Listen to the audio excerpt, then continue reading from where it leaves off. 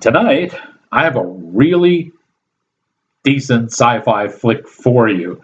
It's a science fiction yarn with an awful lot of twists in it, and it envelopes itself in a pulp fiction mien. In this instance, it borrows very heavily from Blade Runner, movies like I, Robot, District 9, and Android, and it features a really good, solid performance by Guy Pearce. Cinematic class is about to begin. Your professor is in. Greetings, salutations, and other sundry affair. I am your cinematic professor and purveyor of truth in movies, and tonight's lesson plan is a film called Zone 414.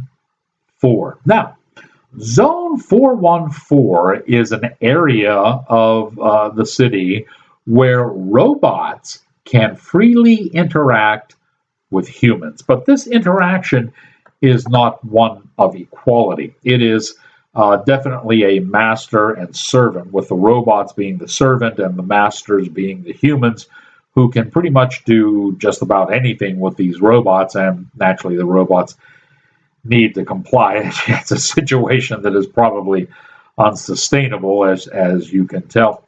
The man who has created all the robots and therefore is responsible for Zone 414 has stated that he has created a city with all of the grime but none of the crime. And that's a very telling phrase, because certainly there are an awful lot of vices in Zone 414. And when you have that many vices tumbling around, eventually that crime is going to find a way to sneak in. And into this vortex of an ideal and reality comes Guy Pearce, who is charged with looking for a missing daughter. But the story develops into much more than that, because not only is a daughter missing, but there is actually a robot stalker.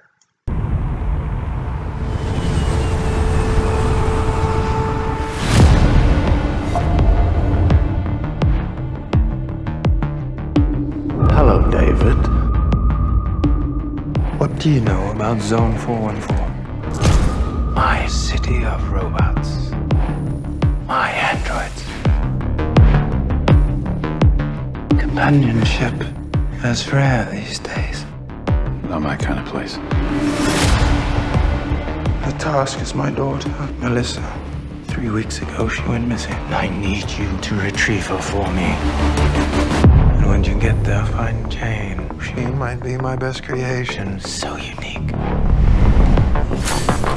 Welcome to the zone. You helped me find Melissa. So you're a friend of hers, right? I don't need any more trouble. Well, what kind of trouble? Hello, Jane. Someone wants to kill me. Don't move! Someone's been stalking Jane. I appreciate the fact that Jane is your tour guide.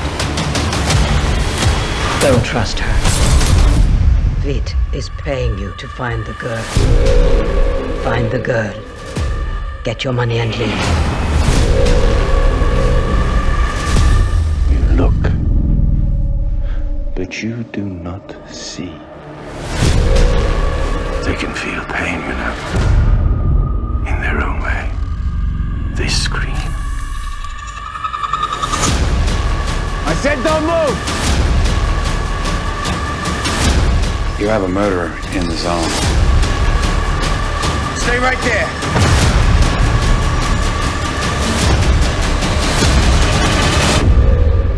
What's more human than fear?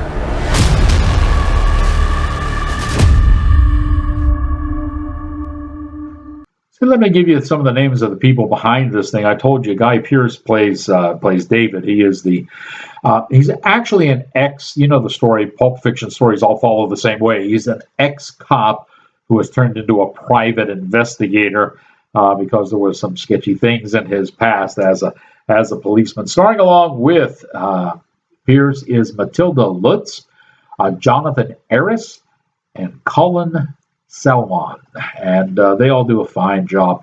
This movie was directed by Andrew Baird, and if that name sounds familiar, it should. He cut his teeth with Roger Corman, so certainly keeping some good company, and you kind of know what to expect from this movie when you know that. It was written by Brian Hill. Brian's written a pretty decent movie. Once again, I gotta say that toward the ending comes very quick. If you're thinking of Pulp Fiction stories and you think of someone like Dashiell Hammett, the ending always reveals twists and what have you, but there is a little more of a lead up to that conclusion so that when our protagonist gives the big reveal, you can see where it fits in logically. And that step is missing in this script. We go from everybody is still confused as far as viewers are concerned, to David kind of unleashing all of the stuff, and you sit back and go, wait a minute, how do you figure that out? That type of thing. So in that aspect, Brian may have fumbled the ball a little bit there. Our director of photography is James Mather. He's done a nice job making this thing look really, it's supposed to be a futuristic society where everything is more utopian, but of course everything looks dingy and kind of not even as bright as the Blade Runner scenes, because even in Blade Runner there were some like neon signs and that occasionally added some color to the landscape of the city. Not here. This is just a plain, very drab, very ominous looking place. Our editor is Tony Cranstoun, and he's done a nice job in putting this together. About the right time. Maybe, I'm not going to stretch things and go over and say that it needed to be cut. It's fine just the way it is. And I wanted to point out the music for this too, because it's really kind of interesting. Remember, Vangelis did the very electronic type music for Blade Runner, and I think they try to capture that same aura in this movie. The fellow who does the music is Ben Stefanski. Now, that name is probably not going to ring a bell to any of you, but if you're into the electronic DJ type thing, good old Ben is known as Rafferty. Okay, so if you've heard of Rafferty, he may pronounce it Rafferty. Okay, and if he does, then that name is one you probably know if you're into the electronic DJ music. He's very, very popular. Has a very big following, and he's done a real nice job with the music on this. It's kind of it adds to the aura of a futuristic, really nasty place. So you have that going for you too. As I said on this, the ending is a bit rushed. I don't think Hammett would have treated it so quickly, but this is a decent flick, and it's a good role for Guy Pearce, who lately has really been playing some nefarious no-goods. Every time you see him on screen anymore, you think, oh, he's the bad guy. That's all there is to it. So finally, this breaks him out of that mold, and you get to see Guy in a different light. He does this one well. Like most science fiction stories, this tale has an underlying comment on society, and the biggest comment this time around in this story are the perversions of the elite. Don't we hear about those just about every day through our media? Yeah, I think so. So it fits in on that. Hey, I like watching this one. I enjoy Guy Pearce, so he was good in this role. And this thing moved along enough where, it was kind of interesting, and it kept you guessing all the way up until the end. So I'm going to give this a little better grade. Give it a solid B on this. I think that you will like Zone 414. And now that you have learned what you have learned, here endeth your lesson.